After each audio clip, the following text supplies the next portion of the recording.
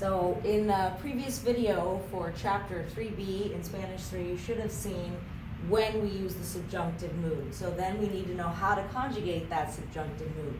And when we talk about this conjugation, this is going to be for the second clause, where we're in our subjunctive mood. So the first part is conjugated like it always has been, and when we get to the second clause, the one that's after the K, that's where we're going to conjugate in the subjunctive tense. And the first step we're going to do to get to that subjunctive tense is to conjugate in the yo form. And then we do the switcheroo, okay, where ARs become ERs. AR changes to an E, and IR changes to A's. And it could be in any form this time. It could be for the yo form. It could be for the nosotros form. So we have to watch out for things like ZC verbs, like conocer. The yo form is conozco. So if she wants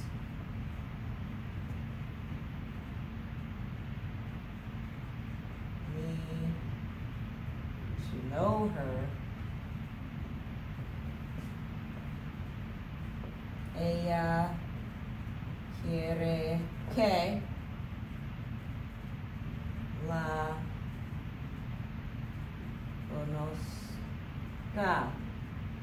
Now, if I just write it like this, it's not exactly clear. She wants that someone knows her. But because this is going to switch from the O to the A, or sorry, from an E to an A, I'm going to put the subject in here too and say que yo la conozca. So we're putting it in the subjunctive tense, but because this is not a switcheroo, it's going to be the same for the LAF form as it is for the yo form. So we want to make sure that we put that yo in there so that we know who it is. But if it was she wants us to know her,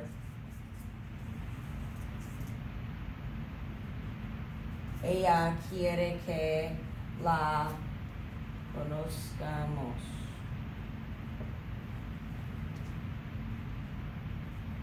So we can have the nosotros form there as well. It could be any form. So clause number 1, then que, and here in the second clause is where we're going to do the switcheroo from the yo form. And that's going to have everything that we had before that we have to worry about. We have to worry about ZC.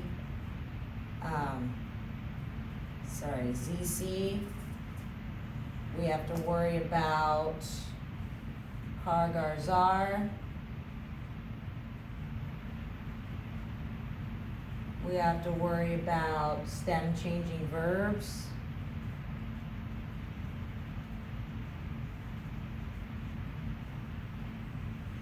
And we're going to have some irregulars. And we've done these before, but this time we've got a little acronym to remember what they are, since we didn't do all of them when we were doing commands, because not all of them lend themselves to a command situation. So dishes is what we're going to use to remember all of our irregular commands. The first one is dar, and the irregular is de, des, de, demos, den.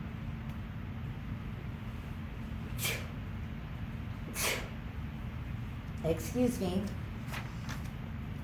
So you'll notice that it does have an accent on the yo form and the LAF form, which are the same. And that's because we want to differentiate between this day and the day that means of or from that we use all the time. So we got to remember that one. Ir is the regular. Okay, it's going to be vaya or any form of that. Vayas, vaya, vayamos, vayan. When we get to the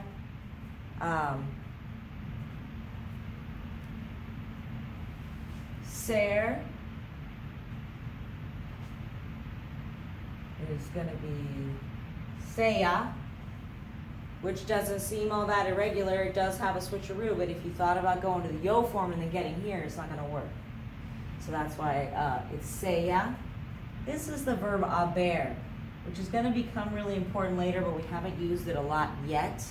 We used it to say hay cuatro estudiantes en la clase, and we use it in the past participle forms to say he hecho and has visto and han tratado. That was this verb right here. Okay, here's the subjunctive form of that.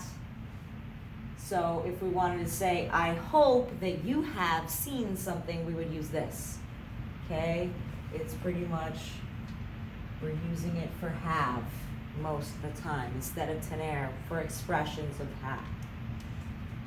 Estar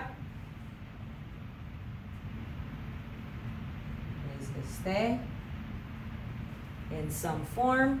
Estés also continues to have an accent because we're putting the stress on that second syllable. Estén. The only one that does not is estemos.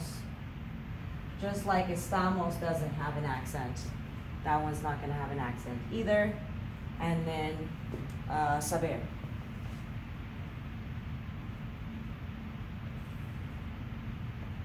Is sepa in any form. I want you to know something.